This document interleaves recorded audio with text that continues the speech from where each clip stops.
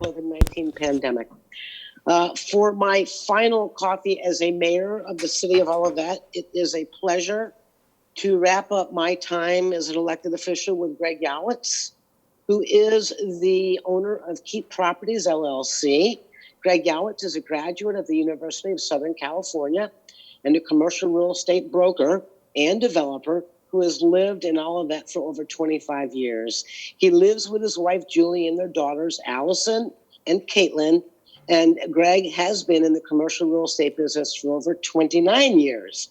Greg is the board chair of the Jewish Federation of St. Louis and the board chair of St. Louis chapter of Autism Speaks. Greg is a developer and the owner of our Most Blessed Price Crossing Center in Olivet, a 46,000 square foot mixed use development. And Greg is also the developer of the Gateway Center in Olivet, which is currently under development. Gateway Center is a plan for over 300,000 square feet of retail, office, and hospitality uses in over a 14-acre site at the southwest corner at Olive and I-170. Today, we're going to talk about the current progress of the development. Greg, welcome to the final coffee for the mayor. It's a pleasure to have you here today. Thank you, Missy. Thanks for having me this morning. I'm not actually in Santorini. I took this photo with my cell phone a couple years ago, and I love how the background shifts, or if I move my chair, it sort of shows up and then disappears, and so forth. So, yeah, thanks for having me. Yeah, these are certainly interesting times that we are in with this pandemic, making in many cases work a challenge. A lot of people are working from home. I know that aside from the project I'll talk about in a minute, my wife was scheduled next week to open her new do-it-yourself woodworking and craft store in Price Crossing, where the old Bentley's pet food store was. And so she's chomping at the bit because her store is ready. She's got her managers hired, and she has no idea when she's going to open. And I said, well, sweetie, I'm not going to make you pay rent until, you actually open. So, it's changing the way we do things. And instead of sitting at City Hall having coffee together, we're in our respective homes, or in my case, my office, because I have a small office and can socially distance safely in the office. And in the construction business, I'm an essential business. So I'm here every day out of the house. So, yeah, so thanks for having me. I thought this morning I would show a few photos, talk about where we are. And one of the first things about where we are is it is no longer the Olivet Gateway Center. We have elected to change the branding. So about a month or so ago, the marketing team and my partner and I decided that, Gateway is a gateway. There's Gateway Arts, there's a Gateway Center in Collinsville.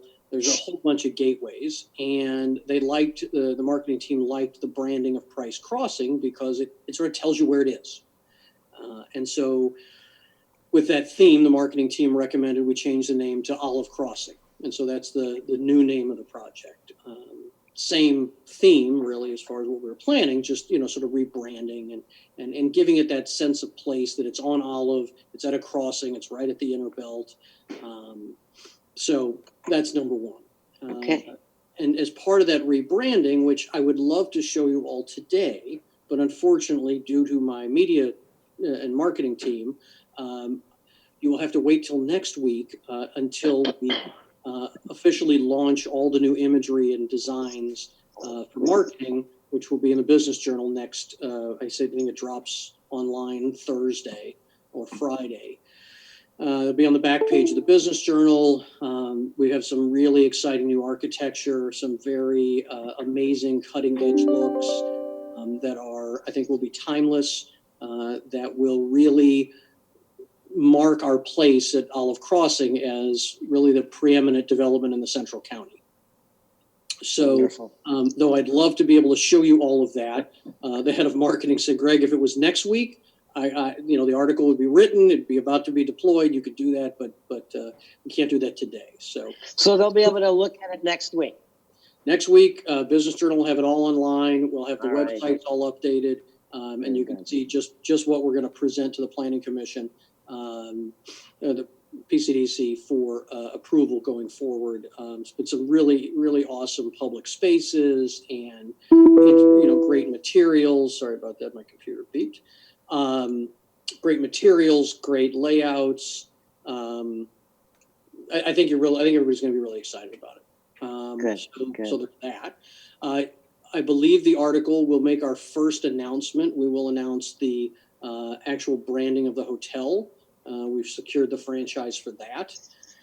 What I can tell you is that it's 160 rooms. Okay. But that's really kind of all I can tell you. But that'll be in the public release next week. But what I can show you for those people who have been either not or who have not been near the intersection or have been quarantined in their homes. Me since March 20th, so I'm eager to see what you got. There you go.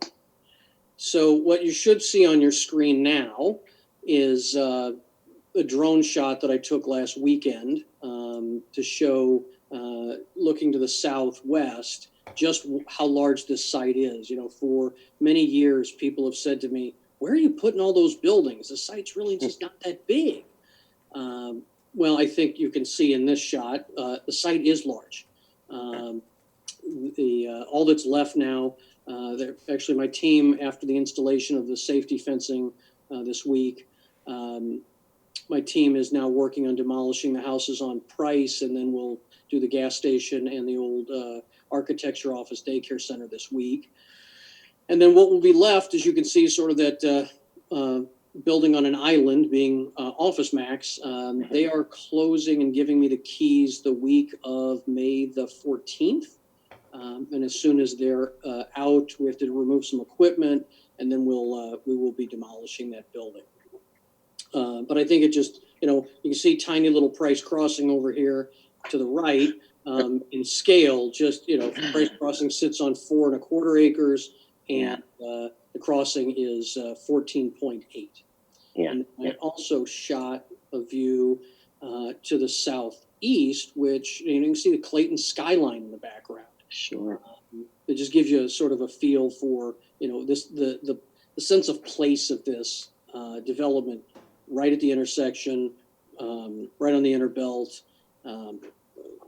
just sort of out there for people to see. So, sure. Great.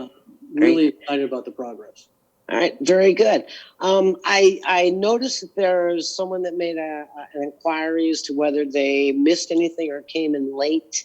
And Barb, I don't know whether anyone has already inquired and asked any questions from those that are listening. So chime in here on that, Barb. Mayor, no one has asked any questions. And actually, I gave the host authority to Greg, made him the host, not the co-host. So actually, Greg, you have the ability to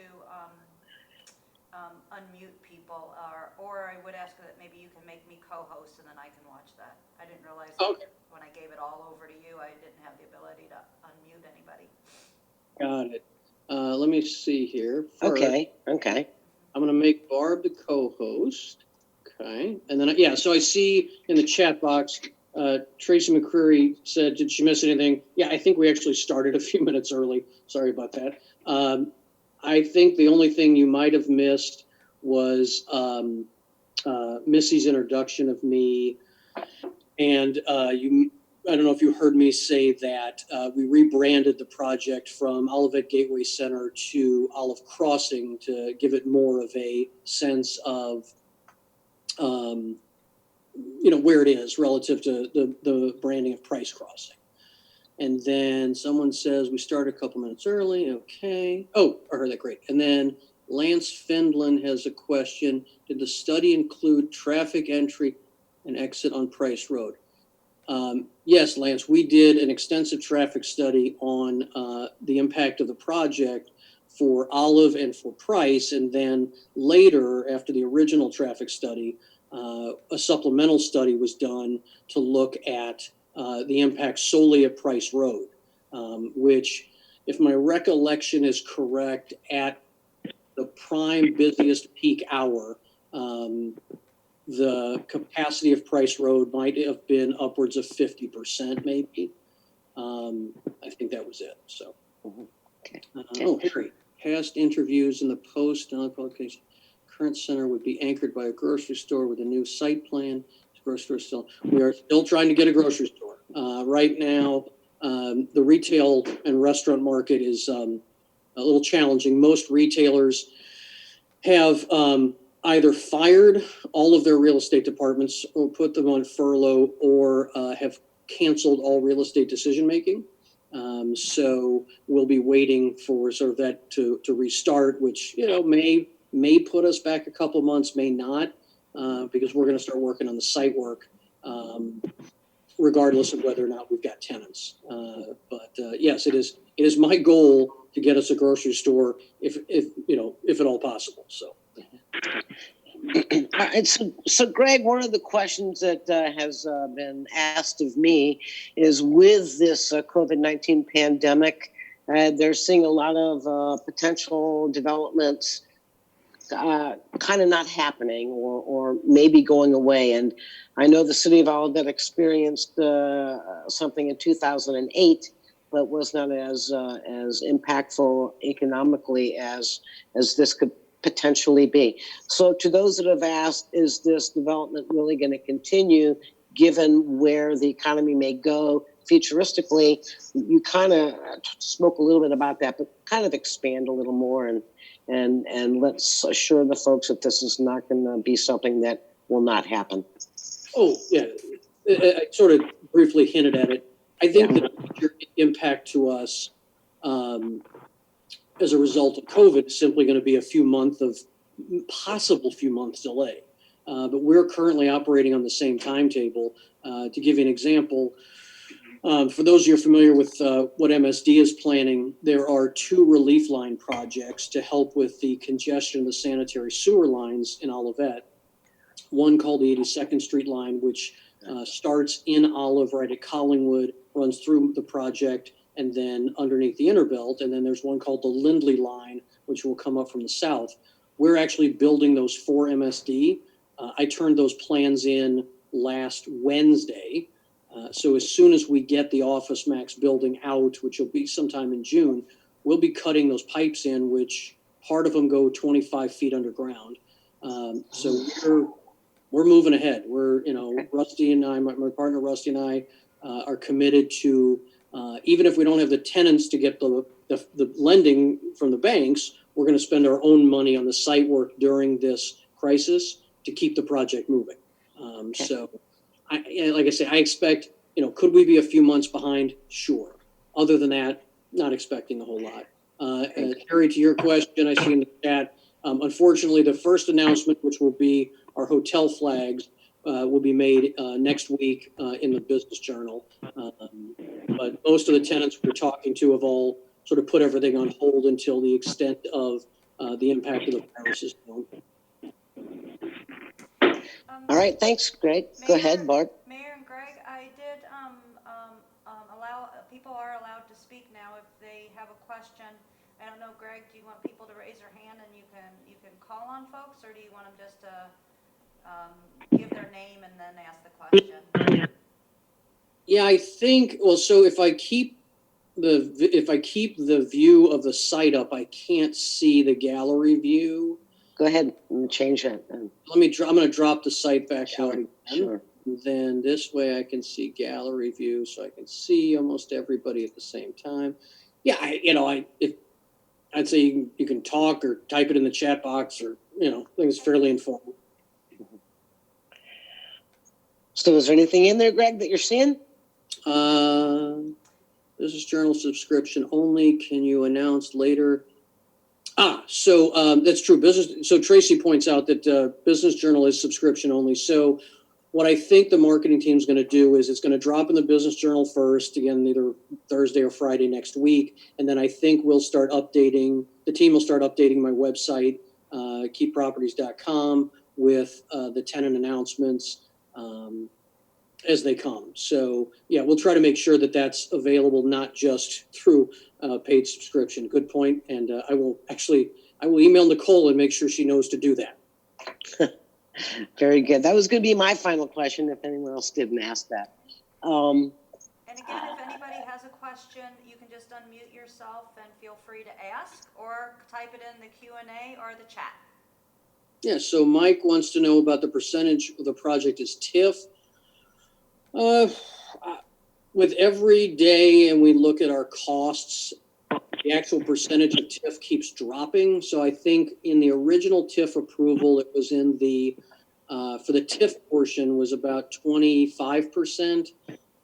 Right now it's probably, it's well under 20 at this point, because our cost structures keep getting higher, the pricing. And so, while the incentives stay flat, I think right now we're probably, when in the first version of the project that we thought was going to be about a $30 million project, we're well over 100 million now. So the incentives stay relatively basically the same, but the value keeps going up, so the percentage keeps dropping. Will there be a separate truck delivery if tractor trailers be allowed to use Price Road? We don't intend for trucks to use Price Road. The main entry is double wide off of Olive, and for the way we're setting up internal circulation, I don't see that there's much need for that. You know, Price Crossing does get the occasional truck that should turn in off of Olive and turns in off of Price. Truck drivers, I try to control the best I can here. If they want to make it easy, they're going to come in off of Olive.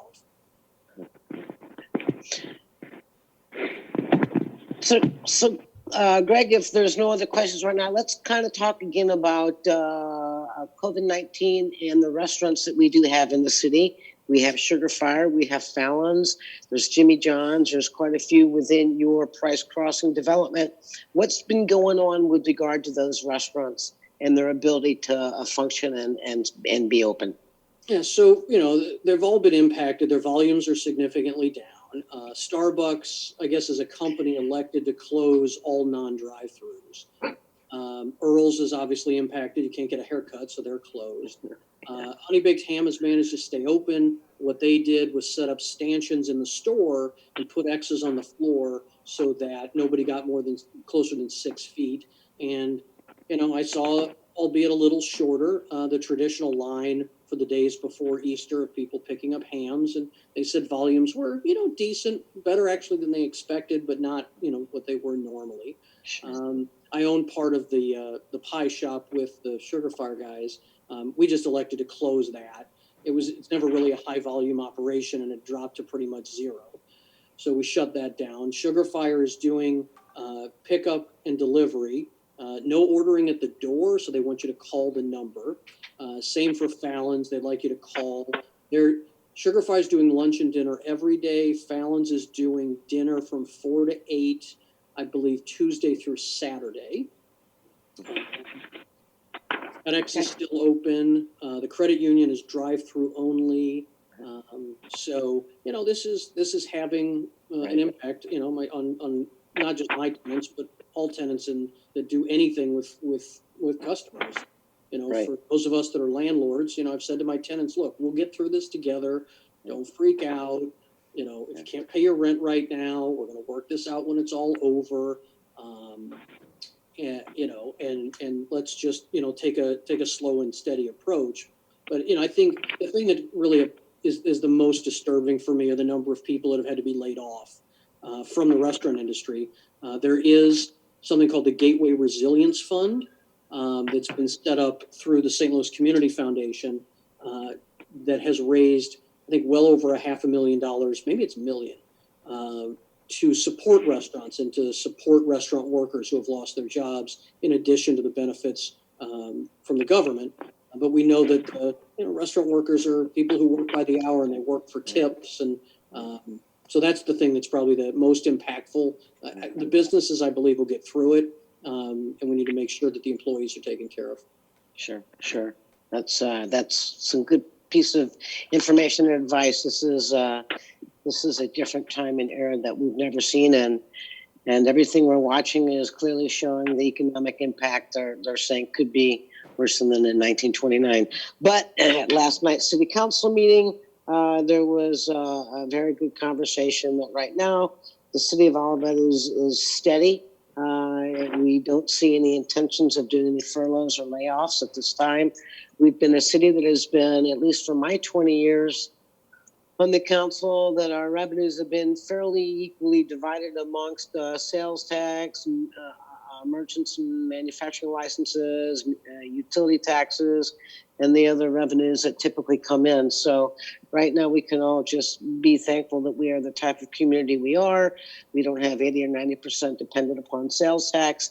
And again, with Greg and the future of your development and the other developments that are going on in all of that, we hopefully will not have an impact like the larger municipalities may face.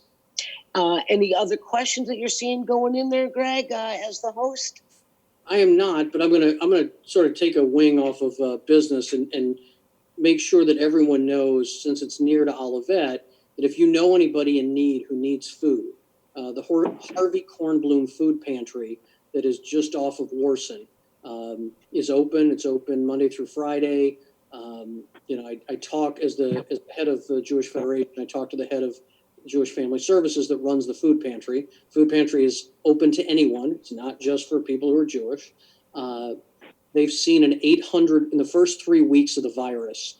They saw an 800% increase in new clientele, and so they're reacting to it. And the Federation is deploying additional dollars for more staffing and for more food. But if you know someone who's in need, the food pantry is around the corner. It is open to everyone. And they set up a drive-through, so it's COVID safe. And so I just want to make sure everybody in Olivet knows, if you know anybody, even if they're not in Olivet, and they need food, right. Harvey Kornblum Food Pantry, Jewish Family Services, the number's listed. Right. And Tracy points out they can also use volunteer help. If you go to their website or to the Jewish Federation website, there's a link if you want to volunteer. Yeah, volunteers are always a much needed thing, no matter what it is, whether it's government, commissions, boards, food pantries. I want to segue on that, Greg. Everybody knows what I do for my day job, and the training and the things that I'm going through are just unbelievable right now. But there will be new people, as you say, that have never applied for food stamps before, that have never applied for health insurance for their children before. And children have a huge capacity to be able to have access to health insurance through the state's Mo Health Net programs. Up to 300% of the federal poverty level, a family can have an income. So, yeah, there are many different avenues of access for help and support. The Jewish Federation, as you noted, is a wonderful organization. And I'm just going to briefly, I don't do this often, if you have any concerns, services is another outlet to connect with. They've done some Facebook that is now visible on a non-Facebook capacity to understand how to apply for particular benefits. So there are services and programs out there that if you don't know, you don't understand, you can reach out to the Jewish Federation, to legal services, even our own city communications manager, when she does her blasts, indicates if anyone has needed help to please connect with her. And I don't know whether the city's had that response from anybody, but even the city of Olivet is saying, if you need something, let us know. So communicate with Kiana Fleming if there's an issue that anybody that you know in our community has. Maybe it's your senior citizen neighbor, who knows, but there are plenty of us in this community that technically really can't and should not be getting out, but probably need help in those capacities to eat and have nutrition. Yeah, you're right. And also, if anybody hasn't looked, there's a chat button at the bottom. If you click that, you want to take a look there, because Tracy McCurry has put in her contact info. She's our state rep. She's put in her email address and her office number, as well as Jill Shoup's email address. If any issues with state government and need some assistance there, we're fortunate to have Tracy in our community as one of our residents representing us. So click the chat button, and you'll be able to cut and paste her and Jill's email addresses and contact. So while we're on Tracy and our elected officials in Missouri, I'm going to get a little political here. with regards to people need to look at it's called the Wayfair. Many states have implemented this, and I think we need to be looking at this legislative tool that allows for revenue through purchasing online. Missouri has not implemented this policy. Many states have. I thought I read that we're the only state that hasn't. I will have to research that. I've been told by Pro Tem, who's very involved with the municipal league, that there is more than just Missouri that hasn't implemented that. We need to be communicating to our elected officials in Missouri that now is the time to get this passed. And the majority in our elected position do not see this as an important issue right now. I think they're going to end up seeing it next year with the revenues that may fall with regard to the state. And I see our elected official, Representative Tracy, has kind of responded back. So I'm going to let you share her response there, Greg, because I don't have access to that screen.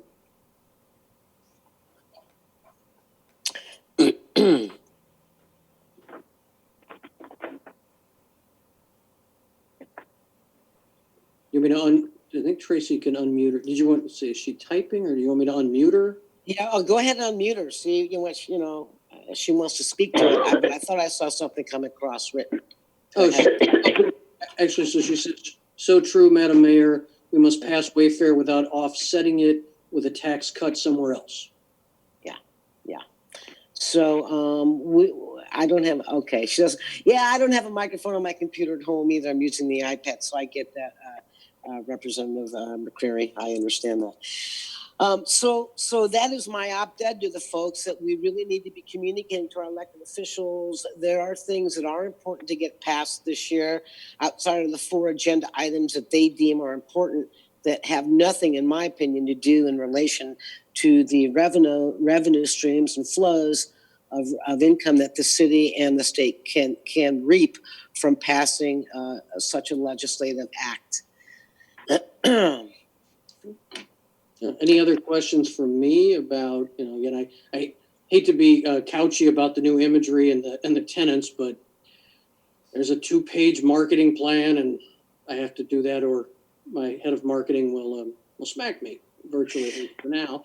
But it's all coming, and I think the reviews we've got from the architecture firms and those people who have seen it is, I think people, much like I hope they like the architecture of Price Crossing, are going to really like the architecture and these wide public spaces and seating areas and water features and trees and so forth through in the Olive Crossing. Very good, very good. I'm looking forward to seeing what everyone else can see. I did get, sometimes as an elected official, you are privy to kind of seeing potentials. In the past, you've given us some thoughts and ideas, and I think it will be an exciting release that you do with the Business Journal and then to the public in a more public format on your webpage, keepproperties.com. I think there's a comment that I just saw come in. Yeah, the question in the chat, new marketing plan tomorrow. It'll be next week, actually. So I think it'll drop online as soon as I'll check with Nicole, my head of marketing, and as soon as she tells me it's safe, we'll update the websites. Maybe I could probably send the imagery over to the city, and get it up on the city's website as well. Someone wants to know, have you considered reaching out to the mom and pop restaurant owners on the other side of 170? Oh, I've been in conversation with a few of them. Can't tell you who. Some of them I've reached out to, and some of them have called me. So it is my goal to have a mix of restaurants, both, some national chains for some credit stability, but also we want local flair. We want things that are unique. We don't want, everything to be something you can get somewhere else. We'll provide variety. I want things that are different from what's at Price Crossing and Olive Crossing. So we're talking to some people that if things go as I hope they do, people we're actually trying to create a bit of a culinary experience in the project. Okay, very good, very good. Is Office And Max coming back? No, Office Max is not back in the project. I made that offer to them years ago. That did not work for them. So I'm gonna mute that. There we go. I muted somebody who's we're getting a little Okay, feedback. good, yeah. And so we could not come to terms with them. Let's see what else. Reaching out to new market. Okay, we got that. We got that. Yeah. So now Office Max. If you haven't been to Office Max, and if you are, as long as you're COVID safe and put on a mask and so forth, everything is on sale. I was in there last night looking at the building, and things are anywhere from 20 to 60% off. I think every week as we get closer to their closing, prices will continue to drop. So if you need any office supplies to work from home, buy local, buy an Olivet, buy it at Office Max, and you'll actually save a bunch of money right now. My daughter needed a bunch of stuff for her doctoral program, so I bought a bunch of college-ruled notebooks yesterday. But, had gloves on, had a mask on, had a hand sanitizer with me. Just got to be safe in doing it. Very good, very good. Well, I'm going to, unless other questions begin to come forward, and we can address those as Greg is the moderator, can see that. I'm going to kind of go into the overall, where is the city of Olivet? Was that a question, Greg? Yeah, I've got one that just popped Go up. ahead, So, go ahead. Someone wants to know about how the project has transitioned from the initial 85,000 foot, basically retail and restaurant development to a sustainable mixed use project. And that's the thing that, and it ties back to another question about the percentage of incentives. The percentage of incentives is dropping because the project is getting bigger. And for those of you that have been to the PCDC meetings, you know that in the beginning, it was 6 one-story buildings. And that didn't really work out. And, that really wasn't what the strategic plan called for. And because of the market and because of the cost of the project, we started looking at other things. And so now what we have is a development that's going to have restaurants, retail, office, and lodging. I think everyone will be excited when the brands get announced for the hotel next week. But what we're creating is an ecosystem where for residents, you can go up and shop. You can have your family stay there if they come in and visit in the hotel. People who work there can eat there. People who work there can have their salespeople or coworkers stay in the hotel. We're connecting to the Centennial Greenway, and there'll probably be bikes on loan at the hotel, so you can get a bike if you're staying in the hotel and ride the Centennial Greenway. And if you're riding the Centennial Greenway, we're going to put up some large bike racks so that you can stop, lock up your bike at Olive Crossing and shop and eat and sit outside. And again, I can't show it to you today, but when you see the imagery of the public spaces and the fountains and the seating areas and where people will be able to congregate, what this creates is an ecosystem that I believe guarantees that whether we see another virus or another 2008 crisis, because much like the city of Olivet, the development isn't solely dependent on one form of business, which it was in its original iteration as retail. It's sustainable. It's for the long term. It feeds upon itself so that it stays stable throughout any sort of tumultuous times. And so I'm really excited about how it's changed. It's bigger than I had thought it was going to be, but I think it's also bigger in a positive way. And look, for those that are adjoining it, the homeowners that adjoin it, the proof will be in the pudding. They'll see when the 8-foot fences go up and the trees go in and the buildings are built and the buildings block the sound from the inner belt or from Olive. There was concern when I built Price Crossing 13 and a half years ago from the people to the south that having this building was going to be a problem. And then afterwards they said, wait a minute, we can't hear the cars on Olive anymore. Right? Same thing's going to happen. You can't hear cars on the highway through a building. And the office buildings are closed at night, and we've tilted the hotel rooms so that the windows don't overlook the neighborhood. So that's great. Another question: how is shopping center across the street going to impact Olive Crossing? And they talking about the one in University City? It doesn't say. I think so. If you're talking about the project in University City, if that project happens, I'm personally a big fan of Costco. Really like Costco. I'd love a Costco near my house. It's nothing but positive. If that center gets built, what it does is it makes Olive and 170 an even greater draw destination. Again, enhancing that stability and ensuring that longevity. So, I personally would love to go to a Costco. We don't drive that far. I'm not sure what the status is, but I kind of would love to see it. Let's see. Are there any boutiques? Again, we're a little bit, the retail, the signing up of retail tenants has been affected. That's the one thing's been affected by the viruses. Not sure yet. Would love to get one. Missy Harry wants to know, the sidewalks on Price Road need to be widened and improved. No substantial work has been done in 30 years. If people are walking to the new center, will these sidewalks be improved before the development opens? I can tell you from my side, the sidewalks, I'm improving the sidewalks within my section. And on Olive, they'll be between 8 and 12 feet wide.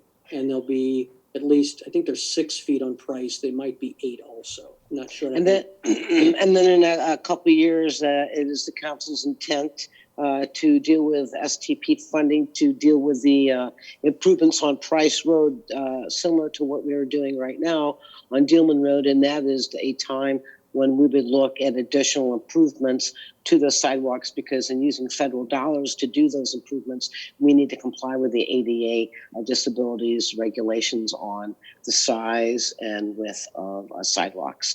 So that would be something that either this council or a future council that I may or may not be a part of would look at down the road on Price, with regard to that aspect of the sidewalks, Harry.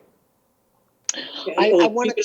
Speaking of sidewalks, Missy, I just want to let everybody know, in front of of Olive Crossing, we've now closed the sidewalk as of yesterday on Price. So you'll need to cross to the west side sidewalk over by Price Crossing, just, in making sure everyone is safe. We don't want anybody near the active construction and demolition. I'll just put a plug out for people. I know it looks kind of cool for some of you, but please don't go onto the project site. There are trip hazards, there are sharp objects, there's remnants of the stuff that we've demolished. So for your safety, please be outside the fence that we installed. I know it's, for some people that like to go walk around, I see people every now and then and have to remind them it's really not safe to be there. Watch from a distance, and I'll keep sending up the drone every week or two and updating those images on our website so people can see it from a safe distance. Great. I want to kind of dovetail back on what you said, that your project is not solely one form of business, and that does, that's part of what the council wanted to assure in a good, successful development, and that is similar to the fact that the city doesn't depend upon one particular form of revenue as its sole source of revenue for the city. So, the two kind of match with regard to what we're looking for with success versus something that may not be successful down the road and be something that would not succeed in a positive development. I see you may have had a couple more questions that come in, Greg. So David would like to know about parking ratios. For those of you that aren't familiar with parking ratios, it's the number of spaces per 1,000 square feet of space. And so David asked, was it going to be 4 to 1 or 5 to 1? Well, the answer is yes, right? It depends which part of the project. So for retail and restaurants, in order to ensure success, you really need to be closer to 5 to 1. And when it comes to office space, 4 to 1 is usually enough. So overall, I'd have to do the math, on what the total average will be, but in front of the retail buildings or behind the retail buildings, because the retail buildings front to Olive, that'll be in the range of 5.5 to 1. And then for office space should be around 4 to 1. Part of that also has to do with the specific tenants. Sometimes some tenants say, look, I need X in order to ensure my success, or their office is more dense or less dense. So part of this is responding to the market and what our tenants are going to want. So it'll be in that 4, 5, 5.5, somewhere in that range. And a lot of the parking is going to be structured so that it's not, doesn't take up a lot of ground mass. It'll be for the office building vertical. Okay, very good, very good. All right, so I'm going to pay attention to the screen, Greg, in case I see someone else inquire with a question, but I'm going to kind of move on more the what's kind of going on for the city of Olivet in general. Sure. We were supposed to have an election on the 7th of April that has now been postponed, elections to June 2nd. We had tentatively scheduled some educational, informational meetings with regards to our Parks Prop C bond vote issue. And at this point in time, the city is continuing to work with regard to the Prop C. There will be announcements that will come out with regards to how we will present the information and educational aspect of Prop C. Because at this point right now, it appears as if everyone will be voting on June 2nd with regards to anything that's been presented to the Board of Elections. And of course, we do have the Prop C vote. And I'm going to ask Ms. Sondag if there's anything additional that she wants to share with regard to that, because she and Ruth Springer are the ones that are having a lot of direct one-on-one conversation.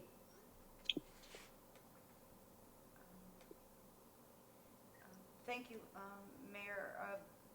And again, you went, I'm sorry, I was reading something. You were asked about Prop C? I kind of gave a heads up that Prop C is still going to be on the ballot for June 2nd. Okay. That you and Ruth Yes. are more with regards to any information Right, I than think I that am. Right? If there's anything else you wanted to share. Yeah, I think that, the Prop C it continues to be on the ballot and continues to be an important aspect for the city. I think now more than ever, people understand the need for parks and the need for having areas that they can go to. And again, for a home of 250, valued at $250,000, that would be $6 a month for all the improvements. And so I think there's a lot of bang for the buck, possibly with this. And again, but it's up to the voters to make that decision. We will be having, as you indicated, there were some informational meetings that had been scheduled when the vote was going to be, at the normal April 7th date. Yeah. We are looking and setting up those meetings now again for the June 2nd election. Trying not to get too far ahead of ourselves in case that election would change again. Sure. But we do believe that in May we will be having again several of the informational meetings, and we may be utilizing Zoom or something else now that we're all getting more comfortable in this world. Yeah. Thank you. Yeah. All right. Thank you. All right. So, Greg, I think I saw a couple more questions float up on the screen for you. Is that correct? Yes. So there's one for me and there's one for you. Okay. I'll take the one for me. Okay. David asks, will the ground prep and construction continue during the pandemic? So yes. So here's what you can expect to see. This week, and maybe tailing into next week, you'll see the removal of the last structures on Olive and Price other than Office Max. Then you will probably see a lull in activity as we wait for Office Max to vacate. Again, ballpark the 14th of May. Once Office Max is out, because of the building's age, much like every other building in the project, there's asbestos. So I'll have an asbestos remediator safely and obviously in compliance with all laws and codes, safely remove that asbestos out of that building, third-ish week of May. That takes some time to get some air clearance permits from the county. Once those are issued, middle of June-ish, everyone will see the Office Max building be demolished, and then not long after that, we will start cutting the ground in order to install those MSD relief lines that have to be installed because I believe the schedule with MSD is that the 82nd Street relief line needs to be turned on for flow in November. And so I have to have my section of that line installed by September. So you'll see us cutting the ground not long after Office Max leaves, and then we're submitting a second pack next week to MSD to start working on the encasing of that little storm channel that runs through the project. We're basically just connecting the two ends of that with at least a 5-foot diameter pipe, could end up being 6 feet in diameter. So yes, that will continue. The question for you, Mayor, is addressing the city's strategy with this. Would you talk about the strategy with this development, the old City Hall site, things like Easy Storage and Plant Haven and Firestone, and sort of the revitalization that maybe not everybody's realizing is going on in Olivet, in addition to the crossing? That is correct. We have many projects going on right now, and based upon the report that I'm getting from city staff and the city manager, because I've been homebound since March 20th, those projects continue to move forward. With regards to tomorrow night's Planning and Community Design Commission meeting, there is a site plan presentation with regards to the Ridge House development, which is where the old City Hall site is, Jade Garden, and the former jewelry exchange building. Easy Storage, we can all see that big, huge pile of mud because they have to deal with their infrastructure underground as well, and that is proceeding forward. And Plant Haven is also on the agenda. I think they're on the agenda for tomorrow night. I got to squeeze over here and look up my notes from last night. No, Plant Haven is not on the agenda for tomorrow night. It is Ridge House. It is the Olivet Gateway final plot, and it is Firestone amendment to their site plan, which is on the agenda tomorrow night. But Plant Haven has been moved from a COR zoning district to the city center, from COR to the city center district, and their project will be moving forward. And Carlos and his team within the department are continuing to have communications back and forth with each developer and their presentation of their site plans. So it is still hammer time in Olivet. It is one of the most successful years that we've had. And it does not appear as if it will be like 2008 when the developments did not occur because of our economy. So with the support of our leadership within our city manager and our staff and our city council, our projects are blessedly moving forward. If somebody has a question for you, Mayor, about the paving of Dealman Road. Is that still going to happen this month or as planned, or is that being pushed back? Dealman Road is moving forward as planned. I will let Ms. Sondag, chime in on that as well. I think we thought things would start last week, but given where we are with COVID-19 and manpower, maybe it might be just a couple weeks off, but Dealman Road 1 finishing and Dealman Road 2 appear to be moving forward, and I will let Ms. Sondag further expand on any information. That's correct, Mayor. We have the milling and paving, we're anticipating starting over the next couple of weeks. And then Dealman Phase 2, we received bids for that. Those, obviously that needs to go before the council for approval. It first needs to go to MoDOT for approval, and then we'll be moving along with that. We don't have a timeline of our start date yet. for phase 2 because we don't have a contract yet. And again, these are somewhat bureaucratic grants, so we do have to follow the process. But everything is still moving along, yes. Very good. Thank you. Oh, speaking of paving, Mayor, so one of the challenges, and I try to take advantage of look for sort of bright spots in bad situations, and so one of the advantages, unfortunately, is that my shopping center parking lot at Price Crossing is mostly vacant right now. Something that, as we all know, people come here. It's a busy center.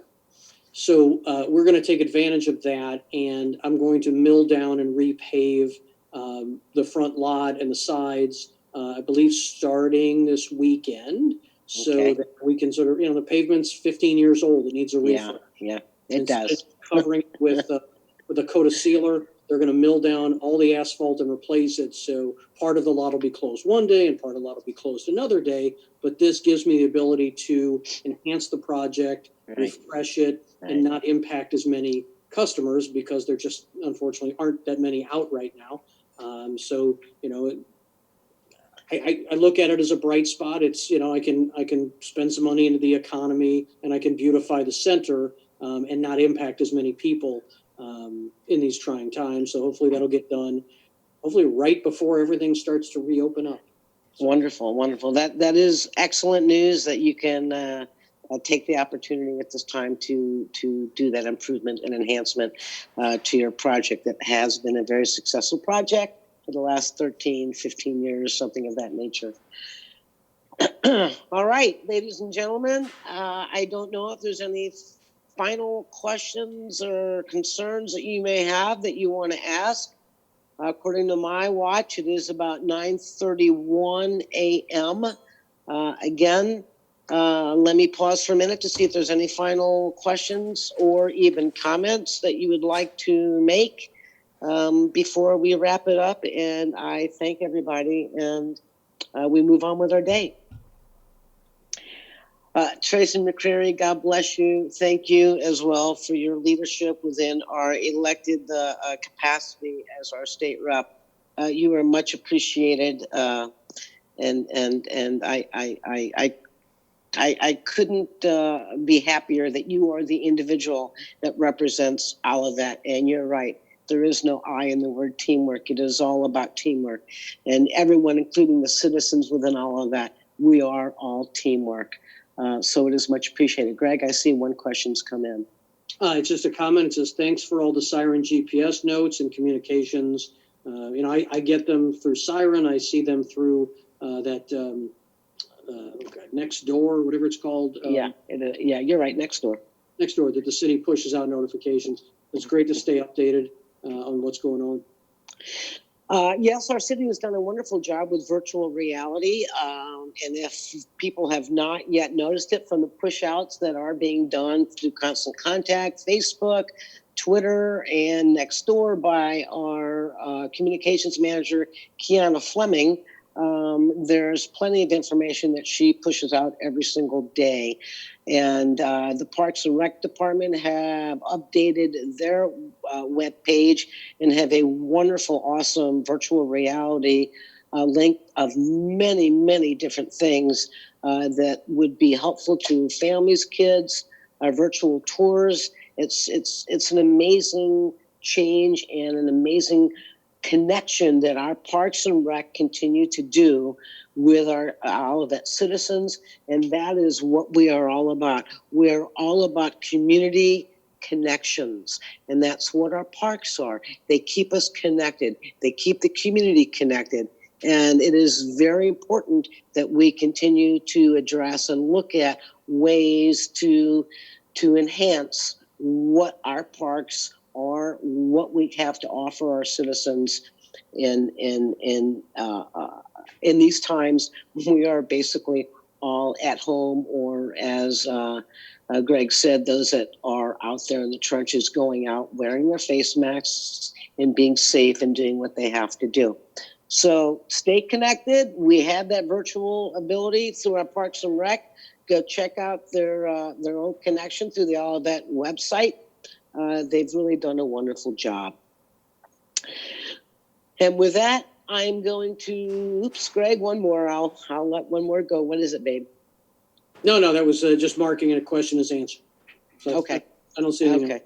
All right. So, ladies and gentlemen, I can see some of you on the screen. I appreciate your being in attendance to the very, very first electronic format Zoom meeting for the Coffee with the Mayor. While there has not been an election, the city of Olivet will continue to do their business as usual. Typically on the second Tuesday of the month in April, we do sit there and certify the election results, and then we do the changing of the guard. The changing of the guard will take place, even though an election has not. And it is foreseen that Ruth Springer, the current mayor pro tem, will be appointed as the mayor, and that our esteemed and honorable Councilman Sidney Clark will become the mayor pro tem, and I will step back down at just being a council member. It has been a pleasure. This year has been phenomenal. 20 years, and we have wonderful success this year. I appreciate every single one of you. Everybody, please stay safe, stay healthy. We love you. We appreciate you. Thank you all. It's been wonderful. Thanks. Thanks, Missy. All right. Take care. Barb, do you want me to end the meeting? Do you